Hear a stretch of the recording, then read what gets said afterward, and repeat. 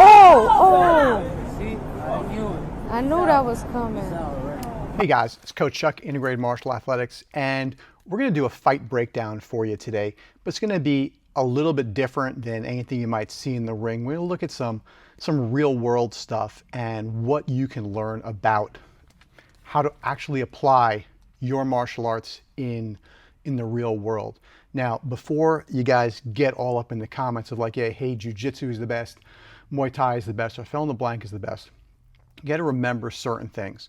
That what does it mean to be ready? A lot of my instructors, some great guys out there, Harley Elmore, Tom Kyer, have a great matrix, the readiness matrix, and that is awareness, preparedness, and willingness. So if any one of those three things is going to be missing, then you ain't ready. So you could be willing as all get out, but if you're not aware of your surroundings and definitely haven't been training and not prepared, you're going to fail. Or you could be prepared to the guns. You could be your IBJJF world champion. You could be a fill in the blank. If you're not aware, it's not going to go your way. And again, you could be aware and willing, but if you don't know what to do, it's still going to end up as a loss and possibly in the worst possible situation. So when you're looking at your training, and it doesn't matter the martial arts style, Kali, Muay Thai, Jiu-Jitsu, wrestling, fill in the blank, it has to fit in those three things: preparedness, willingness, and awareness. So with this fight breakdown, we're going to look at a video from what looks and sounds like New York City subways, my home field over here, and we're going to break this down and look at some things that went really, really right and what you need to look for. So let's dive into this video here. So we are on the subway, and we got two players here. We have blue jeans and we have khaki pants. So that's how we're going to describe these two guys. I don't know the background on this, but there is definitely some beef on this here. You can tell by just the body language that is happening here. The way Khaki is kind of turned off and kind of edging into blue jeans, and blue jeans is also kind of jockeying for that position. Now, the first things first, for real guys, before it even gets to what we're going to talk about, move seats. The best defense, like Mr. Miyagi says, best defense, no be there. Just remove yourself from the situation. But hey, that's not where these guys were today. So let's see where we're going. So they're jockeying for position, and he gets up. Khaki gets up and stares down at blue jeans and is saying something. It's kind of funny. Blue jeans kind of has that Samuel L. Jackson, Pulp Fiction look right there.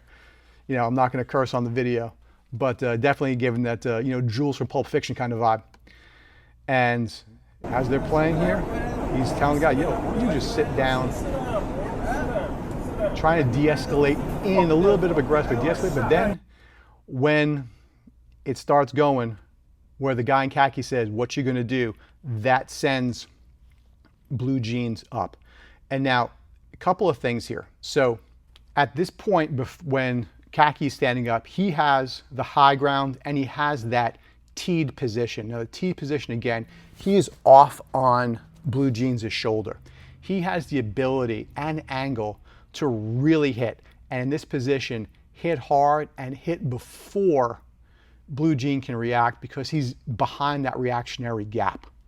So blue jeans does the right thing here, where he gets up immediately, gets back to the high ground, and turns and faces his his opponent, for lack of a better word, in this situation. And he puts himself in a position. You see his, the back is to the camera here, but he puts Khaki in a great position for blue jeans, but a bad situation for Khaki, where his legs are now locked at that bench on the subway. So let's look at what happens here. Okay, so now this is excellent. This is another great point that I want to go here. When we talk about awareness, there also has to be awareness of what the other person is doing. Now, Harley Elmore, again, my instructor and one of my mentors, has a great line where he says the first rule of unarmed combat is get armed. So what's happening here is, when you look at it, and it's a great, I froze frame it right here. Blue Jeans had stuffed Khaki's hand, because if you look in Khaki's hand, there's a little green object in that hand. So Blue Jeans saw that, stuffed the hand, and started to go to work. Now what you're going to see here, when you freeze frame it, Khaki has scissors. You know, before people out there go, oh, scissors, or they're like, you know, hey, it's like, you know, second grade construction scissors or whatever it's going to be.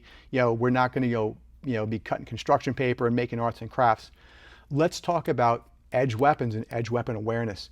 Now, edge weapon by definition is anything that can cut or pierce your flesh. So yes, traditionally, your knife is an edge weapon. Your razor is an edge weapon, but so is a scissor. So is a pencil. So is a pen. So is a nail. So is anything that can puncture broken glass. You know, now your mind should be going like, oh, okay. Things can get really, really serious really quick.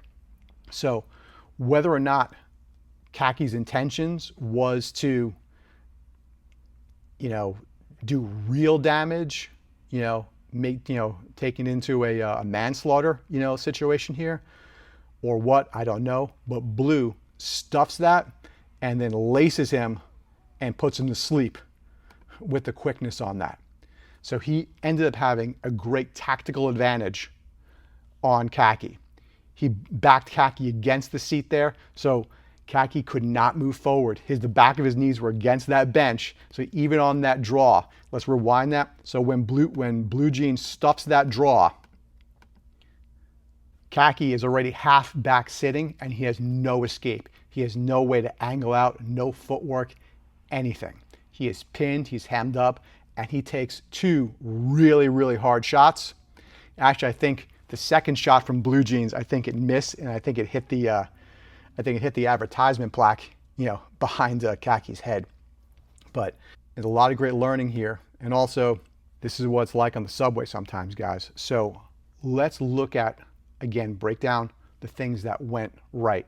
Okay, there was preparedness, willingness, and awareness on Blue Jeans' part here. When there was, in the very beginning, as you can see, there's very tense body language, that angling off of each other. Things are tense right there. And the way Khaki's looking, and now when he stands up, that's the real start of the fight. Actually, the fight probably started a few minutes ago, but this is, you know, the fighters are walking to the ring now, so to speak. And a little exchange in words.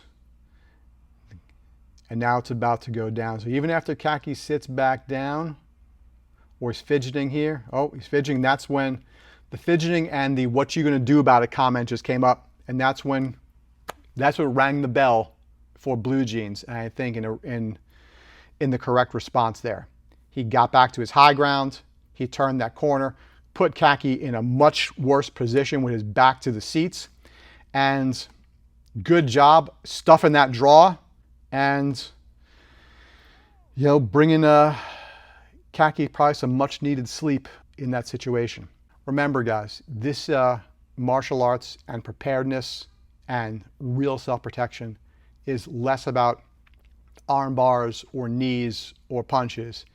It's about preparedness, awareness, and willingness. And remember, in the grand scheme of things, any bad guy, can also be they. They could be him and his friends.